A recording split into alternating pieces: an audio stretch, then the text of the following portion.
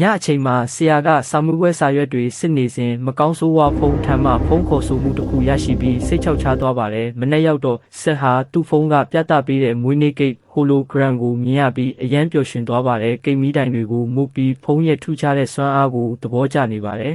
။နောက်ပိုင်းဆက်ဟာတငယ်ချင်းဖေရနဲ့တွေ့ပြီးကျောင်းသို့သွားကြပါတယ်။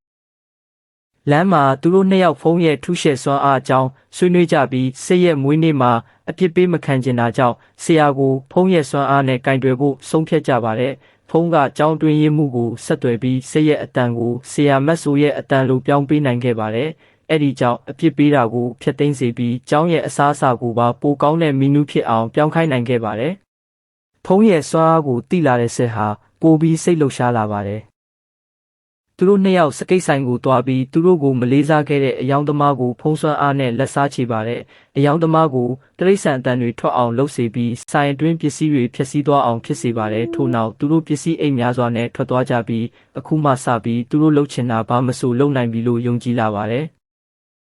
တစ်ဖက်မှာတော့ကျောင်းတန့်ရှင်ရဲ့အမျိုးသမီးတစ်ယောက်ဆရာရဲ့အခန်းထဲဝင်သွားရဆရာဟာကျမ်းပြင်ပေါ်မှာမြေဖြူခဲများစွာပါးစပ်ထဲထည့်ထားပြီးလဲကျနေသည်ကိုတွေ့ရပါတယ်။သူမအော်ခေါ်လိုက်တဲ့အခါဆရာဟာမြေဖြူခဲတွေကိုပြင်းထန်စွာပစ်ထုတ်လိုက်ပြီးသူမကိုပိုမိုကြောက်လန့်စေပါတယ်။နောက်ပိုင်းနိုက်ကလပ်တစ်ခုမှာဆက်နဲ့ဖေရတို့ဆက်လက်စားချေမှုတွေလုပ်နေကြပါတယ်။ဖေရကမိသားစုအရေးကိစ္စအတွက်ဖုန်းကိုခဏချီးလိုက်ပါလို့တောင်းဆိုပေမဲ့စစ်မပေးချင်ပါဘူး။ထူးဆန်းစွာဖုန်းကလည်းအလုံးမလုံးတော့ပါဘူး။ဖေရစိတ်ဆိုးပြီးသူ့ဖုန်းကိုရေခွက်ထဲပစ်ထည့်ကထွက်သွားပါတယ်။နောက်နေ့မှာသူတို့ပြန်လဲညှိနှိုင်းပြီးသဘောတူကြပါတယ်။သို့တော့ဖေရရဲ့မိခင်ဘေကနီနဲ့ပုံကိုအဆောက်အဦနိုင်ရန်ပေါ်တွင်တက်ထားတာကိုသူမြင်တွေ့ရပါတယ်။သူကအမြန်ဖယ်ရှားဖို့ကြိုးစားနေချိန်မှာမော်တော်ဆိုင်ကယ်စီးလူနှစ်ယောက်ကအန်ဂျီရဲ့ဘက်ကိုလူရက်သွားပါတယ်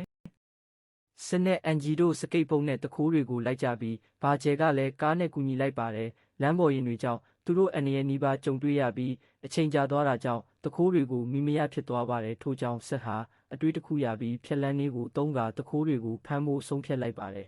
။ဒါပေမဲ့သူတို့ကိုဖမ်းနိုင်မဲ့အချိန်မရောက်ခင်မှာပဲမတော်တဆမှုတစ်ခုဖြစ်သွားခဲ့ပါတယ်။